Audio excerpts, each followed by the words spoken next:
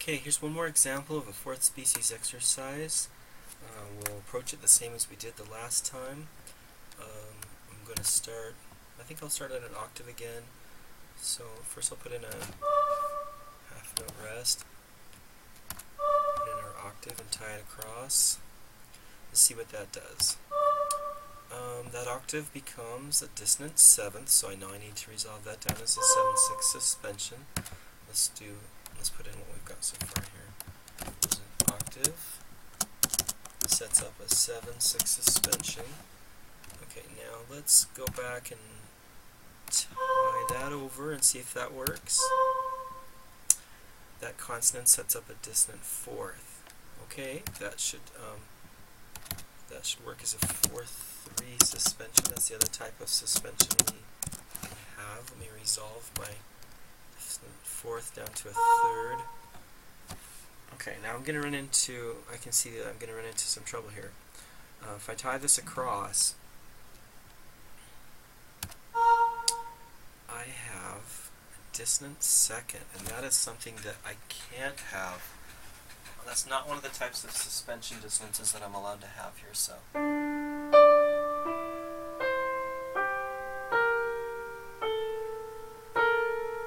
Minor second just doesn't work. So I can't tie this one across. So there may be some situations where you're in a bind, and instead of tying it across, you are going to leap out of the way with the, or step out of the way. So I'm going to step up to a third here.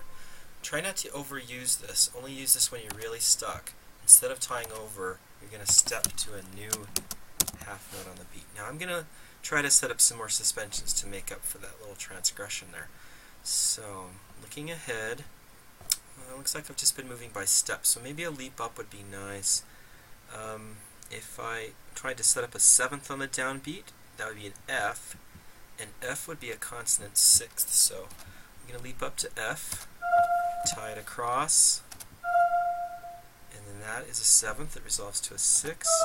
And I see again that descending stepwise line in the cantus firmus means I'm going to be able to do my chain of suspensions. So there's a sixth becomes a seventh, that resolves to a sixth. We tie that across to one more seventh, that resolves to a sixth, and a octave at the end. Now, since this is a minor-based exercise, we need to raise that leading tone right at the end. We need a T-do instead of a Te-do at the end. Okay, let me put in my numbers one last time so you can see what these are, and I'll line them up correctly. Okay, we had a 7/6 suspension and a 4/3 suspension, then we weren't able to even tie the note across. We got out of the way, leaped up and prepared another suspension here, so we started a new chain, 7/6, and a 7/6 here, and then one more 7/6 suspension, and then resolve to the octave. So that actually worked out just fine. Let's see what that sounds like.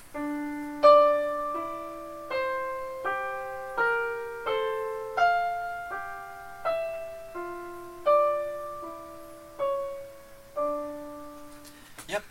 So there's another good example, and that was also to illustrate how you may need to, at some point, break out of the ties to avoid some kind of bind that you've gotten yourself into.